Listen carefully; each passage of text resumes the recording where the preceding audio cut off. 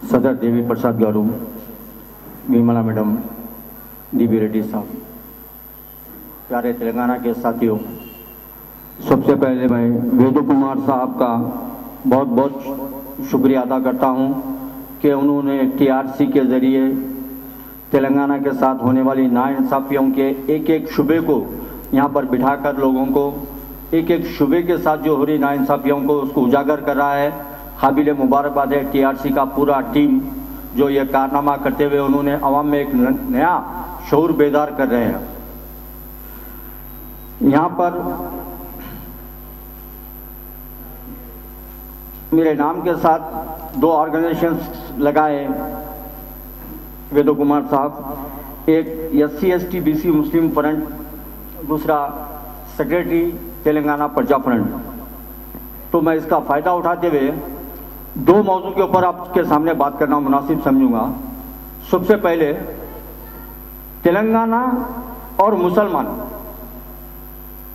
चूंकि तेलंगाना के ऊपर जितने भी एहतजाजी धरने होते हैं, प्रोग्राम्स होते हैं, उसमें जनरली उर्दू और मुसलमान कुछ ज़्यादा टचेस नहीं रहते ऐसी बात नहीं है, लेकिन ज़्यादा टचेस नहीं होते, बहुत कम इस्तेमाल होता। जबकि हैदराबाद में उर्दू बोलने वाले 70% है, मुसलमान की आबादी करीब 40-42% है। उसके बावजूद भी ये तहरीक के साथ उसके टचेस बहुत कम है। जबकि तेलंगाना को आंध्रा में मिलाने का वजह ही मुसलमान, क्योंकि बाज़ हक़ाइक़ ऐसे होते जिसको हम नज़रअंदाज करते या इतने तकलीफदा होते कि हम बोलना मुनासिब नहीं समझते। क्योंकि जिस वक्त मुल्क की आज़ादी के बाद मद्रास से आंध्रा वालों को हटाने की जब एहतजाज मद्रास में शुरू हुआ तो central government putty Shri Ramulu की हड़ताल के ऊपर एक आंध्रा स्टेट बना चुकी थी। 1953 में आंध्रा स्टेट बन चुका था, कर्नूल उसका कैपिटल स्टेट बन गया था। फिर क्या वजह थी आंध्रा वालों को लेकर आके तेलंगाना के ऊपर काबिज करने की? पंडित जवाहरलाल नेहरू को ऐसी कौन सी मजबूरी आई कि वो आंध्रा वालों को लेकर आके तेलंगाना के ऊपर काबिज करे? दो बातें हैं। पहली बात तो यह है कि जब कमीशन आप बिठाए थे तो कमीशन की रिपोर्ट के ऊपर काम करना था। दक्खन को 4 डिस्ट्रिक्ट महाराष्ट्र को दिए, 3 डिस्ट्रिक्ट कर्नाटक को दिए। जब दक्खन के लोग इसके बारे में सवाल करें कि भाई इसको क्यों तकसीम कर रहे हैं, तो बोले जबान की बुनियाद के ऊपर हम तकसीम कर रहे हैं, कमीशन की रिपोर्ट के ऊपर। जब एक कमीशन की रिपोर्ट के ऊपर आपके की एक स्टेट को तकसीम करके उसके 7 डिस्ट्रिक्टों को तकसीम कर दिए, फिर जब वही कमीशन एक रिपोर्ट देता है कि तेलंगाना को आंध्रा से नहीं मिलाना बोल के, फिर वही कमीशन को नजरअंदाज करके तुम के किसमें आंध्रा वालों को क्यों मिलाए? इसकी अहम वजह यह थी, इसमें बहुत ही यानी एक ऐसी हकीकत छुपी हुई है जिसको हम बोलना नहीं चाहते। हकीकत यह थी कि अगर तेलंगाना कायम रहता तो यकीनन तेलंगाना में क्या कि मुसलमान और SC या ST या BC की हुकूमत होती, और ये चीज नॉर्थ इंडिया की सियासी कायदीन कभी बर्दाश्त नहीं कर सकते थे। ये एक ही अहम वजह थी तेलंगाना के ऊपर आंध्रा वालों को लेकर आकर काबिज किया गया, क्योंकि वो जानते थे कि आंध्रा का अपर कास्ट तेलंगाना के ऊपर अच्छी तरीके से काबिज हो सकता है, हुक्मरानी कर सकता है। और आप उसका नतीजा देखें, 1956 से लेकर आज तक आप तारीख उठा कर देखिए, तेलंगाना के ये 3 कास्ट के लोगों की माइशत आज किस हद तक नीचे गिरी हुई है। बिलखुसूस मुसलमान, एक ऐसा स्टेट जो हिंदुस्तान का सबसे तरक्की याफ्ता स्टेट कहा जाता था, जिसकी अपनी खुद की रेलवे थी, जिसकी अपनी खुद का एयरपोर्ट था, जिसकी खुद की अपनी यूनिवर्सिटी थी, CC रोड, ड्रेनेज सिस्टम, नल का पानी, ये तमाम चीजें हिंदुस्तान में अगर कहीं थी तो वो सिर्फ और सिर्फ दक्कन में थी। उसी दक्कन के लोगों को आज इनके से ज्यादा पस्ता हालत में ये 56 से लेके 2002 तक लेकर आने की वजह यही थी, वो लोगों की पॉलिसी यही थी। आज आप देखिए, मैं क्योंकि मुस्लिम हैसियत से मैं बात कर रहा हूँ आप लोगों से, तो मैं कोशिश करूंगा कि मैं मुस्लिम्स की नुमाइंदगी करूं।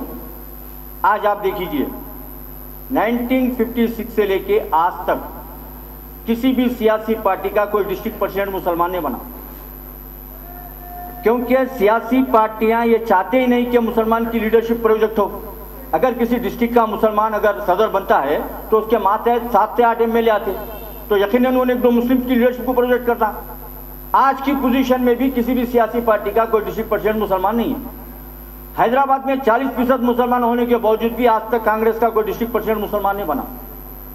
तो एक ये मंसूबा था मुस्लिम्स की माइशत को तबाह करने का, आंध्रा वालों को लेकर आके हम पर काबिज करे। चलो ठीक है, काबिज करे, हमारी माइशत को तबाह करे, हमारी जायदादों को लूट लिए, हमारे को क्या कि इस जबान के ऊपर हमारी नौकरियों को छीन लिए, सब कर दिए।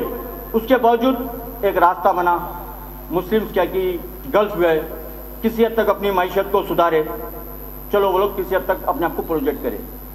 पलट के तेलंगाना के हिंदू को क्या मिला?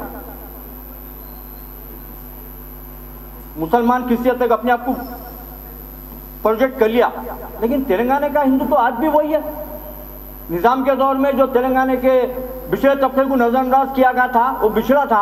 आज़ादी के 60-62 साल के बावजूद भी आज भी हमारा 56 साल के बाद भी आज भी तेलंगाना का हिंदू वही पिछड़ा तबका है। आज भी उसकी माइशत वैसी तबाह है, उसका कोई पुरसान हाल नहीं है। कौन जिम्मेदार है इसका? जहां तक तेलंगाना तहरीक है, तेलंगाना के साथ ना होने वाली नाइंसाफी का तो मैं तबसरा नहीं करूंगा, क्योंकि कोई ऐसा शुबा अगर बाकी होता जहां पर इंसाफ हो आपसे, तो मैं बोल सकता था कि भाई फलानी जगह नाइंसाफी भी। तेलंगाना के साथ हर शुबे में नाइंसाफी भी, इंसाफ हुआ ही नहीं तो मैं नाइंसाफी की बात कहां करूं। यहां पर 1968 में दक्कन क्रॉनिकल के चीफ रिपोर्टर थे प्रताप किशोर। उन्होंने एक तेलंगाना के गवर्नमेंट एम्प्लॉइज के साथ नाइंसाफी हुई, तो उसके ऊपर उन्होंने क्रॉनिकल में एक आर्टिकल लिखे थे कि ये नाइंसाफी जो हुई है ये सिर्फ और सिर्फ तेलंगाना और आंध्रा की नजरियात की वजह से नाइंसाफी हुई है, ऐसा नहीं होना चाहिए बोल के। तो वो जैसा आर्टिकल आया फौरी क्रॉनिकल के लोग एक्टिव हो गए और उनको क्या की पोस्ट से हटा दिए। हालांकि वो भी नॉर्थ इंडियन थे प्रताप किशोर, तो वो फौरी उसके ऊपर बहुत वो हुए उन्होंने कि भाई एक तो साले जुल्म कर रहे तेलंगाना के आवाम के ऊपर, उसके ऊपर एक मामूली सा वो लिखे तो हमारे साथ ऐसा कर रहे लोग, तो वो क्या करे कि नहीं तेलंगाना के लोगों में एक रिवोल्यूशन पैदा करना। तो 1968 नवंबर को एस रघुवीर राव, प्रताप किशोर, ईवी पद्मनाभम, मुनीर जमाल, ये पूरे जर्नलिस्ट हैं, ये लोग मिलके एक मीटिंग करे। मीटिंग करके बोले कि भाई तेलंगाना वालों के साथ हो रही नाइंसाफी के खिलाफ में हम लड़ेंगे। तो वो लोग एक कमेटी बनाए थे, उसका नाम था तेलंगाना पीपुल्स फ्रंट, उसका नाम रखे, कमेटी बनाए। जब डिसाइड ये हुआ कि भाई किसी बाहर के आदमी को इसकी सदारत देना, तो वो लोग डिसाइड करके किसी एक बच्चे के हाथ में अपन सदारत देके तहरीक को अपन चलाएंगे बोल के, मदन मोहन स्टूडेंट थे ओयू के, मदन मोहन को सदर बना के तेलंगाना पीपुल्स पार्टी का वो लोग ऐलान करे। फिर वहीं एक डिसाइड हुआ कि भाई ये पीपुल्स पार्टी वो तो अंग्रेज नाम आ रहा, सूट नहीं होता हमारे तहरीक को, तो लिहाजा इसको क्या की तेलंगाना प्रजा समिति बोल के रखे। तो 68 में तेलंगाना प्रजा समिति का क़याम अमल में आया, मदन मोहन को सदर बनाया गया।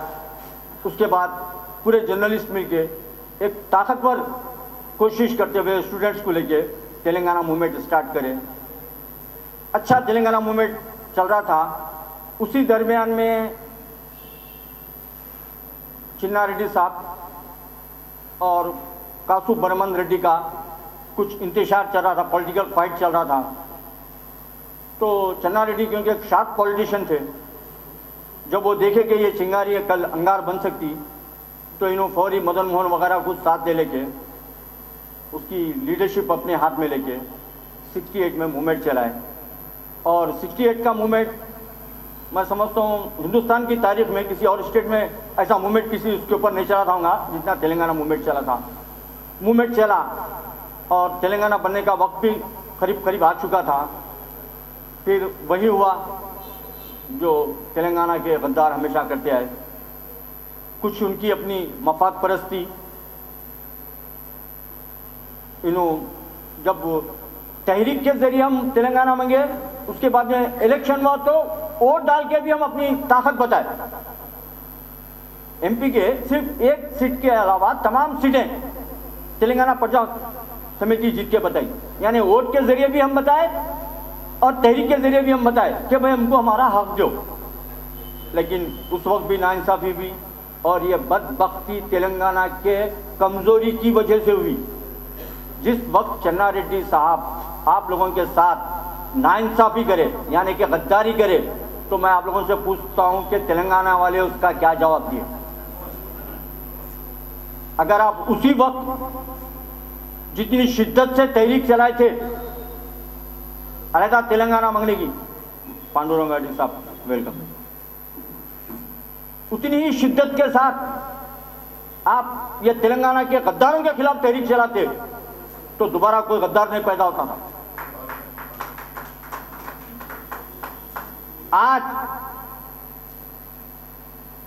केसीआर साहब भूख हड़ताल बैठे, मुकम्मल तौर पर यह एहसास होने लगा था कि अब तेलंगाना का ऐलान होने वाला है, बल्कि चिदंबरम एक गुलामाना बयान जारी करा रोते बच्चे के मुंह में निप्पल देने के लिए कि तेलंगाना के ऊपर अब काम शुरू हो चुका है।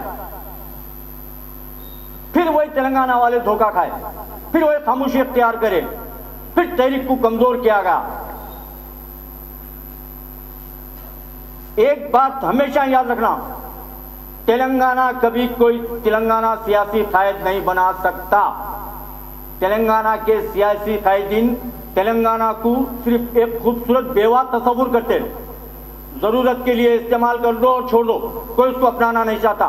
ये तेलंगाना का माहौल बना है तेलंगाना के सियासी कायदीन, और उसमें हम तेलंगाना की आवाम की कमजोरी है जो हम हमेशा उनको कबूल करें और उनकी गद्दारी को माफ करें।